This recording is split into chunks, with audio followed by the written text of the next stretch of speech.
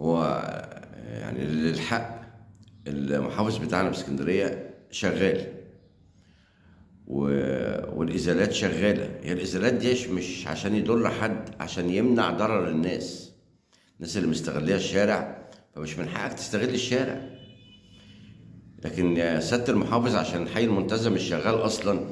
في شارع عندنا اسمه شارع 24. شارع 24 ده متفرع من 30 القاهرة، ناس عارفينه، الحي عارفه. الشارع ده يعني انا مش عايز اقول لحضرتك ما بينزلوش حد اساسا. ده قهاوي على الجنبين، والعربيات راكنه على الجنبين، والمحلات طالعه على الجنبين، فالشارع مقفول. هو الشارع ما استفلتش اصلا، رغم ان شارع حيوي ما استفلتش اصلا. لكن اللي بيحصل فيه لا يمكن يحصل في اي دوله في العالم. وفي حاجه تانية، هو حضرتك مش كل ما تيجي في ازاله لازم انت تنزل؟ امال الاحياء بتعمل ايه؟ ما كده معناه ان الاحياء مش شغاله، ما بيشتغلوش الا في وجودك. فالمفروض لو مش شغالين يتغيروا ويجي ناس تانية تشتغل.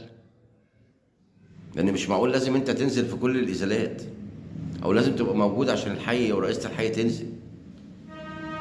حاجة تالتة واهم، هي كشاك امان اللي موجودة في اسكندرية اخدة تصريح بالرصيف كله ولا ليها حدود؟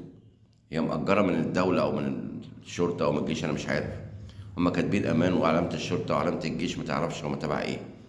لكن هل هو مصرح له ان هو ياخد الرصيف كله، ولا ليه حيز معين 3 متر 4 متر، ولا هو من حقه ياخد 200 متر في 300 متر ويعمل الرصيف كله تبعه؟ ما دي لازم برضو تبص لها، علشان الناس دي تلم نفسها شوية.